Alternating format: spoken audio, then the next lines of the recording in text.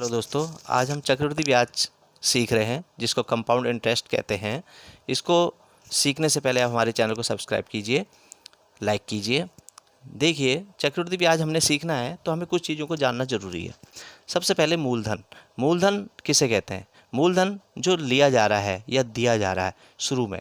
मिश्र धन हो गया ब्याज सहित, वो जो धन लिया था ब्याज भी उसमें जोड़कर जो धन बन रहा है। दर है कितने % का ब्याज लग रहा है, समय कितने समय के लिए लिया है। चक्रवृद्धि ब्याज हुआ मिश्र धन में मूलधन घटा दें तो जो जो आएगा वो चक्रवृद्धि ब्याज आएगा। ठीक है। और साधारण ब्याज, इतनी चीज़ों को हमने जानना है। तो इनके बारे में जानने से पहले इनके सूत्र भी हैं। तो देखिए, पहला है मिश्र धन। मिश्र धन हो गया ये बराबर मूलधन, कोष्टक लगा, एक धन दर बट्टे 100 और समय घात पे आ जाएगा, यानी इस तरह से इसको लिखेंगे। दूसरा देखिए, चक्रवृद्धि ब्याज। हमने चक्रवृद्धि ब्याज निकालना है तो ये मिश्र धन है, यानी ये जो मिश्र धन है इसमें ये मूलधन घटा देंगे। ठीक है। इसी तरह से तीसरा सूत्र है साधारण ब्याज। इसमें मूलधन गुणा दर गुणा समय बट्टे 100, यानी SI बराबर PRT बट्टे 100।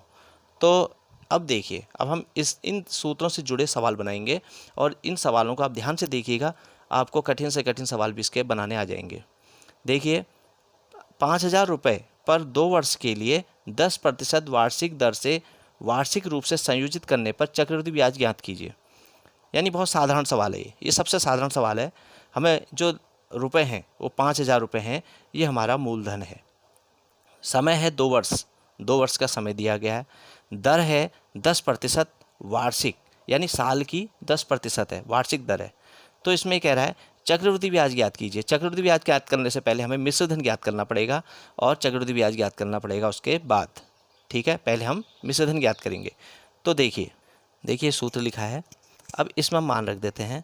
तो मूलधन हमारा 5,000 और 1 प्लस दर हमारी 10% है बट्टे 100 और समय है 2 वर्ष। 2 वर्ष यानी घात पे आ जाएगा, यहाँ 2 बार इसको हल करके जो आएगा उसको लिखा जाएगा। तो यहाँ पर 5,000, इसका हम एलसीएम लेंगे तो ये 110 बट्टे 100 हो जाएगा हमारा, और घात 2 है। तो देखिए यहाँ पर 5,000 गुणा 110 बट्टे 100 गुणा 110 बट्टे 100, ये देखिए 2 जीरो से 2 जीरो कट गए और ये 2 जीरो से ये 2 जीरो कट गए। अब हमारे पास बचा है 50 गुणा 11 गुणा 11। ठीक है। तो देखिए 50 गुणा 11 यानी 121, और हम 50 का गुणा इसमें करेंगे तो 5 5 दूनी 10, 5 1 6, यानी ये हमारा इतना मिश्र धन आया। ठीक है। ठीक, तो देखिए अब ये हमारा मिश्र धन निकला है और मूलधन हमारा ये है। यानी यहाँ पर हमारा सूत्र क्या होता है, हम मिश्र धन माइनस मूलधन ये करेंगे तो यहीं पर हम इसको इधर घटा लेते हैं, यानी चक्रवृद्धि ब्याज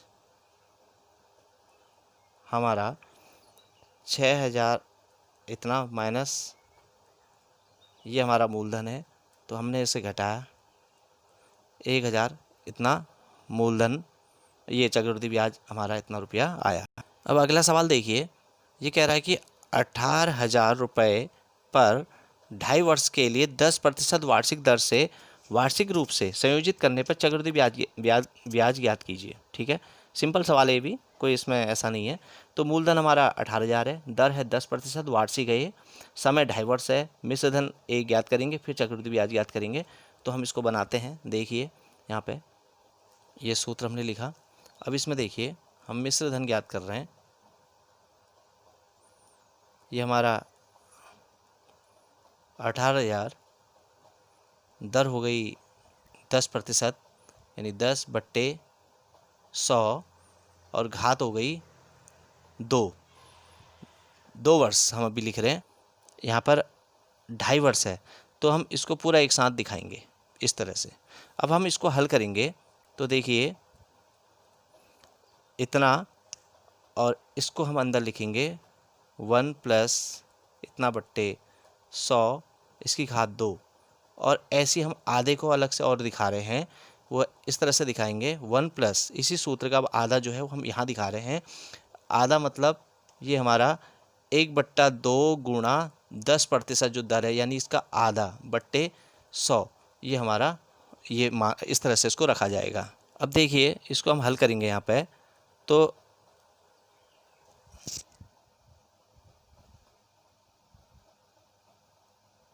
यहाँ पे ये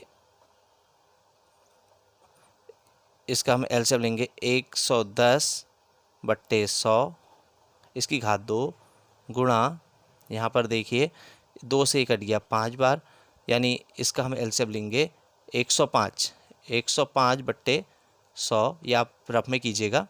और यहाँ पर देखिए हम इसको हल करते हैं, 18,000 गुणा 110/100, फिर 110/100 गुणा 105/100, ये बराबर पूरा आपका हल करके यहाँ पर आपका आ जाएगा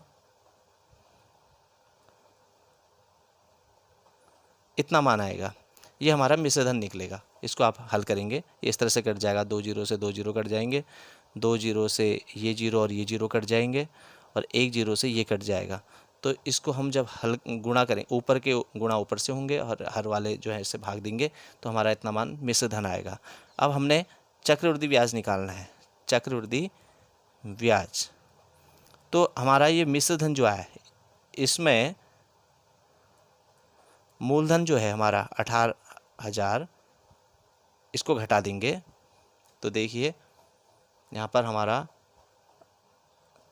4,869 रुपये, ये इतना इसका मान आएगा। ठीक है, अब इसी में देखिए अगला सवाल है। अब हम अपने सवालों को कठिन करते चले जा रहे हैं। अभी हमने इससे पहले आधी घात और बढ़ा दी थी।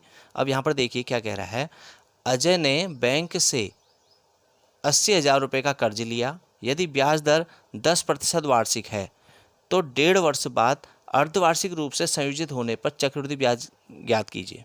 अर्धवार्षिक रूप से संयोजित है, मतलब ब्याज जो है अर्धवार्षिक रूप से पड़ रहा है। तो इसमें मूलधन है 80,000, दर है 10% वार्षिक, तो अर्धवार्षिक कितना हो जाएगा 5%, यानी अर्धवार्षिक जो ब्याज पड़ेगा 5% का पड़ेगा। ठीक है, और समय 1.5 वर्ष, यानी हमारा जब अर्धवार्षिक पड़ रहा है, यानी 6 महीने में 5% ब्याज पड़ रहा है, तो 1.5 साल में हमारे 3 छमाही आएंगे, 3 बार 6 महीने आएंगे, तो वो 1.5 साल कहलाएगा। तो इसको हम 3 छमाही लिख सकते हैं। तो हम पहले इसका मिश्रधन निकालेंगे। तो मिश्रधन निकालने में वही सूत्र हम लिखेंगे। देखिए यहाँ पे ये सूत्र लिखा, मूलधन हमने 80,000 लिखा, 1 और ये प्लस दर हमारी जो है 5% हम यहाँ लिखेंगे। ठीक है, बट्टे 100 होगा, और समय 3 छमाही है, तो यानी 3 हो जाएगा। यानी अब ये सवाल हमारा इस तरह से हो गया, 80,000, इसका हम एलसीएम निकालेंगे 105/100 और घात हो गई 3। तो इसको देखिए,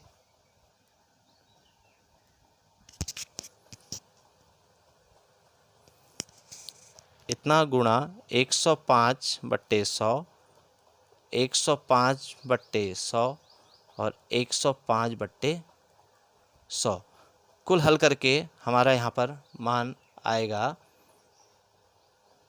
देखिए 92,610, ये हमारा मिश्र धन आएगा इतना।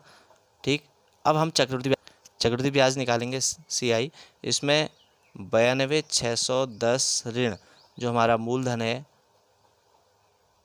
80,000, तो ये घटाकर यहाँ पर हमारा 12,610 रुपये आएगा। तो इस तरह से इसका चक्रवृद्धि ब्याज निकलेगा। अगला देखिए, यहाँ पे अजय ने 12,000 रुपये 2 वर्ष के लिए 6% वार्षिक दर से उधार लिया। साधारण ब्याज ज्ञात कीजिए। तो देखिए मूलधन हमारा 12,000 रुपये हो गया, दर हो गई 6% और समय हो गया 2 वर्ष। साधारण ब्याज का सूत्र हमारा ये लिखा हुआ है, इसमें हमने मान रख देना है और इसे हल कर देना है। बहुत साधारण है सवाल, लेकिन ये अलग है। 6 गुणा 2/100, दोनों जीरो से 2 जीरो कट गए, और ये 120 गुणा 6 दूनी 12, यहाँ पर हम गुणा कर लेंगे, 12 दूनी 24, 12 13 14, यानी इतना रुपया इसका SI आया। SI मतलब साधारण ब्याज। अब देखिए अगला सवाल हमारा, एक गाड़ी 42,000 रुपये में खरीदी जो 8% वार्षिक दर से इसके मूल्य का अवमूल्यन हो रहा है। अवमूल्यन यानी रेट डाउन हो रहे हैं उसके। एक वर्ष बाद गाड़ी का मूल्य ज्ञात कीजिए। यानी आपने कोई गाड़ी खरीदी 42,000 की और उसको आप बेच रहे हैं बाद को 40,000 का, तो आपका वो अवमूल्यन हुआ, यानी वो डाउन हो गया। तो इसको हमने करना है, देखिए, यानी P इसका मूलधन हो गया 42,000, R दर हो गई 8% और टाइम है इसका 1 वर्ष, यहाँ पर दिया है। तो अब 1 वर्ष बाद गाड़ी का मूल्य निकालना है, तो वही सूत्र जो हम लिखते हैं उसमें यहाँ पर अब ऋण हो जाएगा, क्योंकि अवमूल्यन जहाँ होगा वहाँ पर ये ऋण हो जाता है, अगर अवमूल्यन ना हो तो ये धन होता है। तो इसमें मान रखेंगे हम यहाँ पे 42,000 1 + 8/100 पावर 1, ठीक है। तो ये देखिए इसका कोष्टक हम हल करेंगे, 108/100, 2 जीरो से 2 जीरो कट गए और इसका गुणा हो जाएगा, तो यहाँ पर 38,600 इतना रुपया, ये इसका मूल्य आया। बस आज इतना ही, धन्यवाद।